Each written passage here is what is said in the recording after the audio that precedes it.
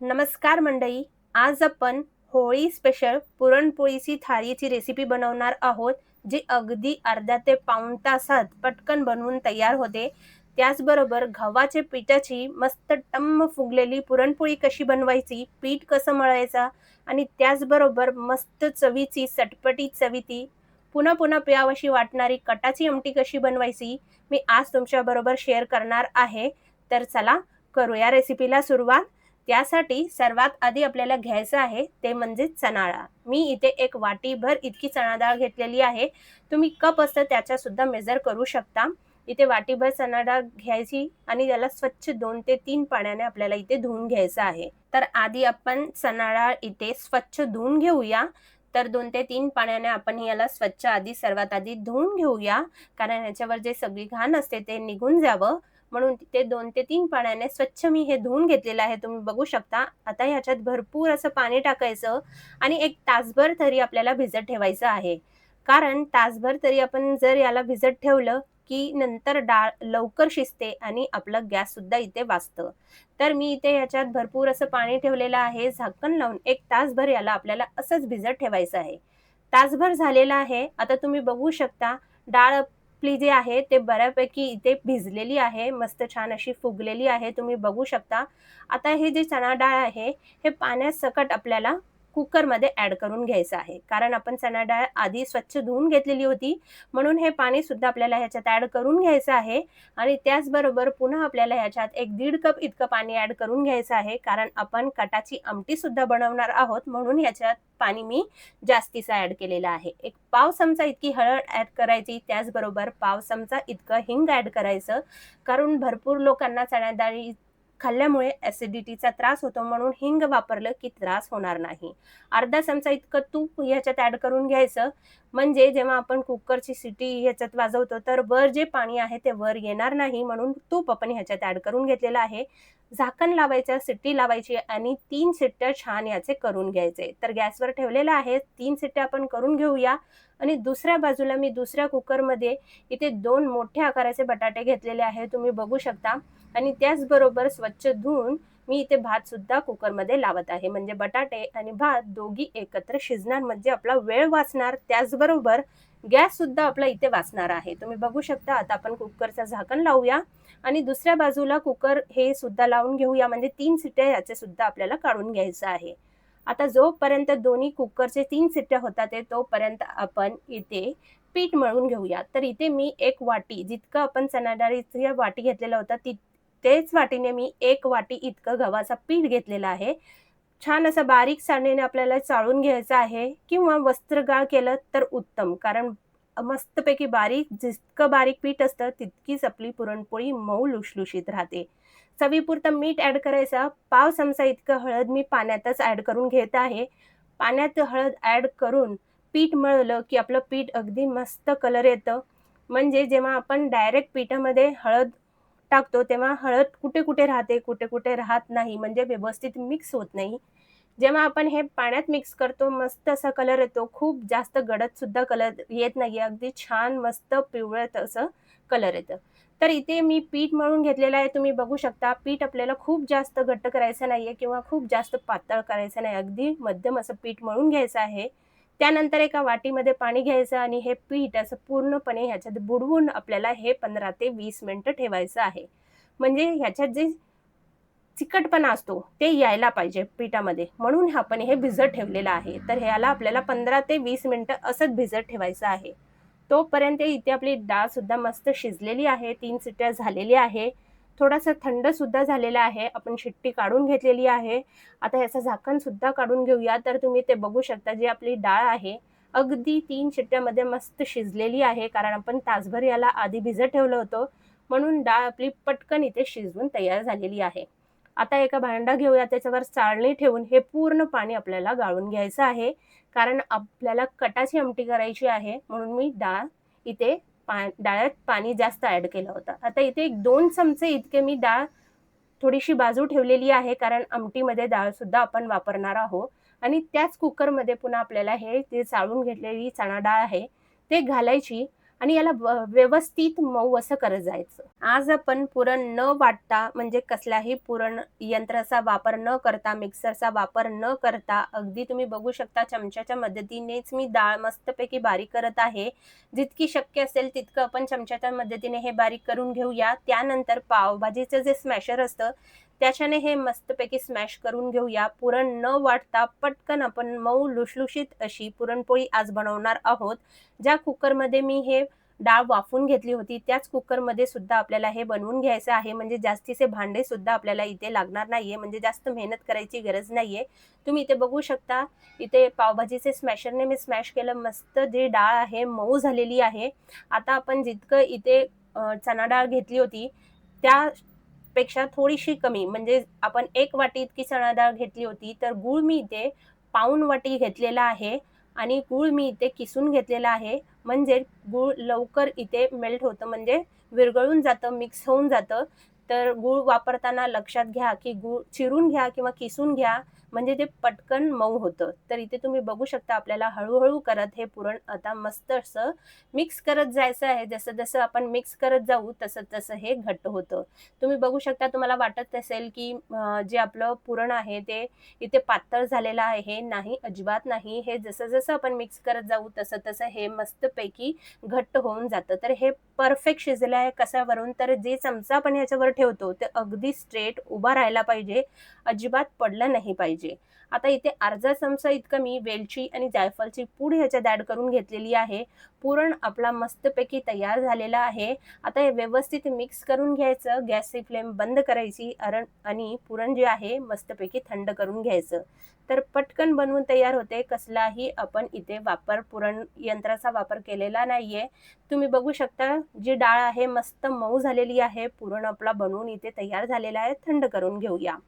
आता दुसऱ्या बाजूला जे पीठ आपण मळून पाण्यात भिजवून ठेवलं होतं ते सुद्धा बऱ्यापैकी इथे मऊ झालेलं आहे. म्हणजेच ह्याच्यात जे लवचिकपणा होतं ते सुद्धा आलेलं आहे. तुम्ही इथे बघू शकता मस्त मऊ आपला हे जे पीठ आहे ते झालेलं आहे. आता आपल्याला एक 2 ते 3 मिनिटं याला छान असं मळून घ्यायचं आहे. म्हणजे हे कुठे-कुठे थोडंसं पातळ, म्हणजे वरच्या बाजूला पातळ असतं आणि आतल्या बाजूला म्हणजे पाणी एवढं आतमध्ये जात नाही. म्हणून याला आपल्याला थोडंसं मस्त एक 2 ते 3 मिनिटं थोडंसं तेल लावून मस्त मऊ असं करून घेऊया, म्हणजे मळून घेऊया. तर इथे तुम्ही बघू शकता हळू करत आपल्याला हे छान असं मऊ करून घ्यायचं आहे. तर मंडळी, आजची रेसिपी जरी तुम्हाला आवडली असेल तर प्लीज एक लाईक करायला विसरू नका. आणि तुम्ही कोणत्या देशातून, कोणत्या प्रदेशातून किंवा कोणत्या राज्यातून ही रेसिपी बघताय मला कमेंट करून नक्की कळवा, म्हणजे मी तुमचे आभार मानू शकेल. इथे तुम्ही बघू शकता जे पीठ आहे ते ओढल्यानंतर सुद्धा हे तुटत नाहीये, म्हणजे अगदी मस्त आपलं हे चिकट असं हे पीठ झालेलं आहे, म्हणजे ग्लुटन फ्री झालेलं आहे. तुम्ही इथे बघू शकता जराही याला चिरे पडत नाहीये. मस्त मऊ असं पीठ झालेलं आहे. आता पीठ आपण एका बाजूला ठेवून घेऊया आणि जे आपण मस्त अशी कटाची आमटी आज बनवणार आहोत त्याकरता मी इथे मध्यम आकाराचा कांदा घेतलेला आहे. याच्यात थोडंसं तेल ॲड करून घेऊया आणि छान असं आपल्याला हे भाजून घ्यायचं आहे. जर तुम्हाला हवं असेल तर तुम्ही डायरेक्ट गॅसवर सुद्धा हे भाजून घेतलं तरीही चालेल. इथे मी 10 ते 12 लसणाच्या पाकळ्या घेतलेल्या आहे आणि 1 इंच इतकं आलं घेतलेलं आहे. लसण आणि आलं दोन्हीला मी बारीक असं चिरून घेतलेलं आहे. आता एक पाव कप इतकं मी सुकं खोबरं घेतलेलं आहे. याला सुद्धा आपल्याला थोडासा एका बाजूला आपण थोडंसं भाजून घेऊया. त्यानंतर आपण कांदा, लसण, आलं त्याचबरोबर जे सुकं खोबरं आहे ते एकत्र मस्त असं ब्राऊन होईपर्यंत भाजून घेऊया. थोडंसं मूठभर इतकं मी कोथिंबीर सुद्धा याच्यात ॲड करून घेतलेली आहे. आता सर्व जिन्नस छान असे मस्त ब्राऊन झालेले आहे. याला आपल्याला थोडंसं थंड करून घ्यायचं आहे. त्यानंतर मिक्सरच्या भांड्यात आपल्याला हे ॲड करून घ्यायचं आहे. तुम्ही बघू शकता. त्यानंतर जी डाळ आपण शिजवून थोडीशी बाजूला काढून घेतली होती 1-2 चमचे, हे सुद्धा मी याच्यात ॲड करून घेते आणि याच्यात पाणी न घालता मस्त मऊ अशी आपल्याला पेस्ट करून घ्यायची आहे. आता मी एक कढाई घेतलेली आहे. याच्यात आपल्याला 3 ते 4 चमचे तेल ॲड करून घ्यायचं आहे. तेल तुमच्या आवडीप्रमाणे तुम्ही कमी जास्त करू शकता. कढीपत्ता ॲड करून घेतलेला आहे, हळद ॲड करून घेतलेला आहे, त्याचबरोबर लाल तिखट, धणेपूड, गरम मसाला ह्याच्यात ॲड करून घेतलेला आहे. एक 2 ते 3 सेकंद आपल्याला हे भाजून घ्यायचं आहे. त्यानंतर जे वाटलेला आपला मसाला आहे ते आपल्याला ह्याच्यात ॲड करून घ्यायचं आहे. म्हणजे कांदा, लसूण, आलं त्याचबरोबर कोथिंबीर, खोबरं आणि जे डाळ आपण शिजून घेतली होती ते आपण मस्त असं याचं वाटण करून घेतलं होतं, ते याच्यात ॲड करून घ्यायचा. 1 मिनिटभर आपल्याला हे छान असं भाजून घ्यायचं आहे. तुम्ही बघू शकता जोपर्यंत कलर सुटत नाहीये, तेल थोडंसं सुटत नाहीये, तोपर्यंत आपल्याला हे छान असं भाजून घ्यायचं आहे. तर मस्त कटाची चमचमीत अशी आज आपण आमटी बनवणार आहोत. तर त्याकरता तुम्ही ते बघू शकता अर्धी वाटी इतकं मी चिंचाचा कोळ आधीच भिजत ठेवलं होतं, ते ह्याच्यात ॲड करून घ्यायचं. आणि पुन्हा आपल्याला 1 मिनिटभर हे वाफवून घ्यायचं आहे, म्हणजे मिक्स करून घ्यायचं आहे. म्हणजे जे चिंचेचा कोळ आहे ते सुद्धा मस्त इथे शिजला जाईल आणि मसाल्यामध्ये छानपैकी मिक्स होईल, तोपर्यंत आपल्याला हे छान असं मिक्स करून घ्यायचं आहे. 1 मिनिटभर झालेलं आहे. त्यानंतर जे आपण चणा डाळीचं पाणी वेगळं काढून ठेवलं होतं, ते सुद्धा आपल्याला ह्याच्यात ॲड करून घ्यायचं आहे. मी जास्तीचं पाणी ह्याच्यात म्हणूनच घातलं होतं, कारण आपल्याला वरून ह्याच्यात कोणतंही दुसरं पाणी ॲड करायचं नाहीये. तर हे जे चणा डाळीचं पाणी हे जे आमटीकरिता आपण बाजूला ठेवलं होतं, तेच पाणी मी ह्याच्यात ॲड करून घेतलेलं आहे. वरचं दुसरं कोणतंही पाणी मी ह्याच्यात ॲड करत नाहीये. आणि आमच्याकडे थोडीशी घट्टसर अशी आमटी खातात. तुम्हाला हवं असेल तर थोडीशी पातळ सुद्धा करू शकता. आता छान आपल्याला हे उकळायला एका बाजूला ठेवून घ्यायचं आहे. दुसऱ्या बाजूला मी तेल, जिरे, मोहरी, बारीक चिरलेला कांदा, कढीपत्ता आणि हिरवी मिरची टाकून हे व्यवस्थित भाजून घेतलेलं आहे. ते रेकॉर्डिंग करायचं थोडंसं राहून गेलं म्हणून ते मी तुम्हाला असं सांगत आहे. हळद ह्याच्यात थोडीशी टाकायची आणि पुन्हा एक अर्धा मिनिटं हे भाजून घ्यायचं. त्यानंतर जे आपण उकळून ठेवलेले बटाटे आहे हे याच्यात ॲड करून घ्यायचे. याचे मी छोटे-छोटे असे काप करून घेतलेले आहे. आपण भात आणि बटाटे एकत्र कुकरमध्ये लावलं होतं, ते सुद्धा कुकर झालेलं होतं. कुकर थंड झाला, मी बटाटे काढले, त्याला सोललं, बारीक केलं आणि ह्याच्यात ॲड करून आता हे व्यवस्थित मिक्स करून घेतलेलं आहे. तुम्ही बघू शकता. आता एक झाकण लावायचं आहे ह्याच्यावर आणि छान अशी एक वाफ काढायची. एक वाफ काढून झालं, की लगेच ह्याच्यावर आपल्याला कोथिंबीर बारीक चिरलेली ॲड करून घ्यायचं आणि छान असं मिक्स करून घ्यायचं. म्हणजे आपली हे पिवळ्या बटाट्याची भाजी बनवून तयार झालेली आहे. आता एका बाजूला ठेवून घेऊया. तर तुम्ही इथे दुसऱ्या बाजूला बघू शकता, जी आपली आमटी आहे याला छान अशी उकळी येत आहे. आपल्याला एक 5 मिनिटं अजून उकळी ह्याच्यात काढून घेऊया. जितकी उकळी काढेल तितकी आपली आमटी छान होते. आता दुसऱ्या बाजूला बारीक चिरलेला कांदा एका बाउलमध्ये ॲड करून घेतलेला आहे. बारीक चिरलेली कोथिंबीर, चवीपुरतं मीठ आणि 1 चिमूटभर इतकं खाण्याचा सोडा याच्यात ॲड करून घेतलेला आहे. 2 चमचे म्हणजेच एक अर्धा कप इतकं मी चणा डाळीचं पीठ म्हणजे बेसन आणि पाव चमचा हळद ह्याच्यात ॲड करून घेतलेली आहे. छान हे सर्व जिन्नस मिक्स करून घ्यायचं. याच्यात थोडं-थोडं करत पाणी ॲड करून घ्यायचं आणि आपलं जे भजीचं मिश्रण आहे ते बनवून इथे तयार करून घ्यायचं. तर इथे बघू शकता तुम्ही पटकन आज आपण पुरणपोळीची थाळी अगदी पटकन बनवून तयार होणारी, अर्धा ते पाऊण तास लागणारी आपली ही थाळी आज तयार होते. तुम्ही बघू शकता इथे 5 ते 7 मिनिटं होत आलेले आहे. मस्त कढण आलेला आहे आमटीला, बघू शकता तर्री आलेली आहे. पुन्हा-पुन्हा मागून पिणार अशी चटपटीत चवीची आपली आमटी इथे बनवून तयार झालेली आहे. बारीक चिरलेली कोथिंबीर ॲड करायची, गॅस बंद करायचा, वर झाकण लावायचं आणि बाजूला ठेवून घ्यायचा. आता सर्वात शेवटी आपण पुरणपोळी घेणार आहोत. त्यासाठी तुम्ही इथे बघू शकता जितकं मी पिठाचा गोळा घेतलेला आहे, त्यापेक्षा मोठं मी इथे पुरणाचा गोळा घेतलेला आहे. कितीही मोठा पुरणाचा गोळा घेतला तरीही अजिबात आपली पुरणपोळी फाटणार नाही.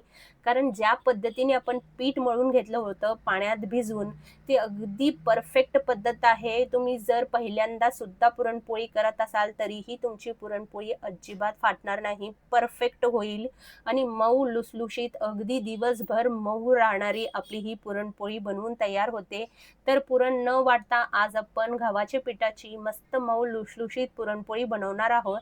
त्याकरता तुम्ही बघू शकता इथे मी पारी बनवून तयार करून घेतली होती. त्याच्यात पुरण भरायचं आणि याचा गोळा असंच बनवून तयार करून घ्यायचं आणि थोडंसं याच्यावर सुकं जे पीठ असतं आपलं ते ॲड करून घ्यायचं. म्हणजे याने काय होतं, आपली जी पुरणपोळी आहे मस्त टम फुगते.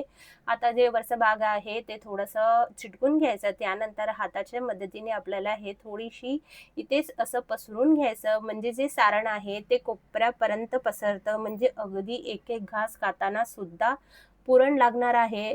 तर या पद्धतीने जर आपण हाताच्या मदतीने थोडंसं पुरण पसरून घेतलं, की जे पुरण आहे आतमध्ये काठोकाठ कोपऱ्यापर्यंत पसरतं. म्हणून हाताच्या मदतीने थोडीशी पुरणपोळी आपल्याला अशी मोठी करून घ्यायची. त्यानंतर आपण लाटाने हलक्या हाताने हे लाटून घेऊया. तुम्ही बघू शकता अजिबात फाटणार नाही आणि पटकन बनवून तयार होते. कारण जे पीठ आहे मस्त मऊ लुसलुशीत अगदी कितीही ओढलं तरीही तुटत नाहीये. तुम्ही बघू शकता जे पीठ आपण मळून घेतलेलं होतं अगदी परफेक्ट होतं. तर इथे इथे तुम्ही कितीही पातळ जर पुरणपोळी केली तरीही ती फाटणार नाही, तुटणार नाही. मस्त फुगून टम्म फुगून तयार होते. तर तुम्ही ते बघू शकता. मी जर पाटा इथे फिरवत आहे तरीही पुरणपोळी खाली अजिबात चिटकत नाहीये. पीठ सुद्धा मी इथे सुकं पीठ अजिबात जास्तीचं लावलेला नाहीये. तुम्ही बघू शकता जे पुरण आहे ते अगदी काटेपर्यंत भरलेलं आहे. तुम्ही बघू शकता दिसत आहे तुम्हाला. आता मस्त छान खरपूस असं आपल्याला आपली ही पुरणपोळी भाजून घ्यायची आहे. तर गॅसवर मी तवा आधीच ठेवलं होतं.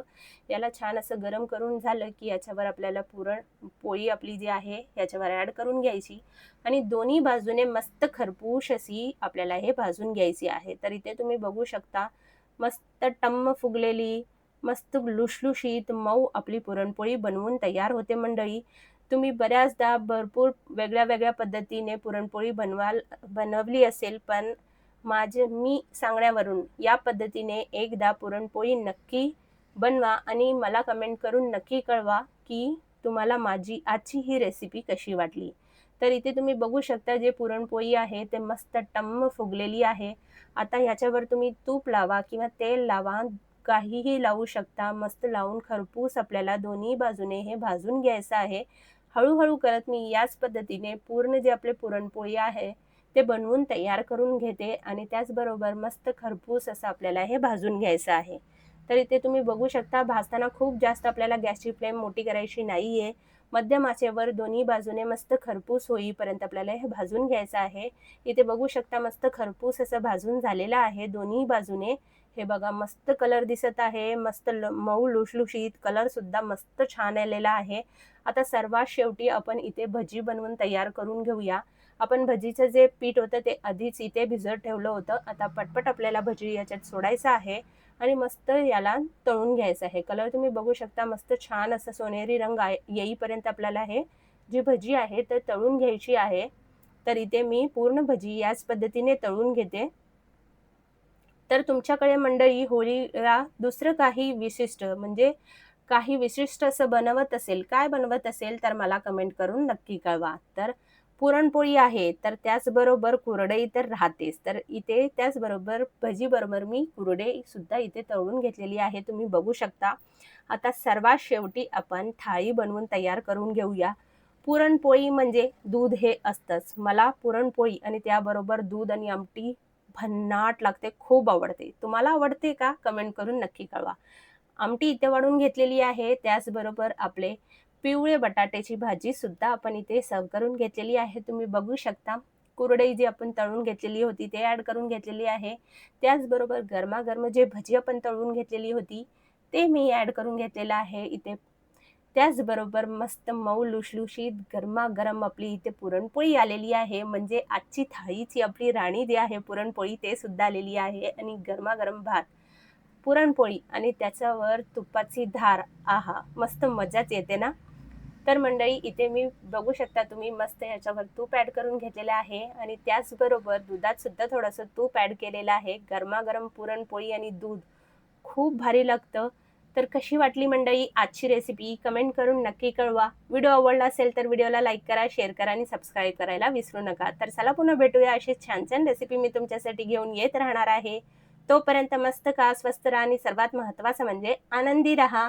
धन्यवाद.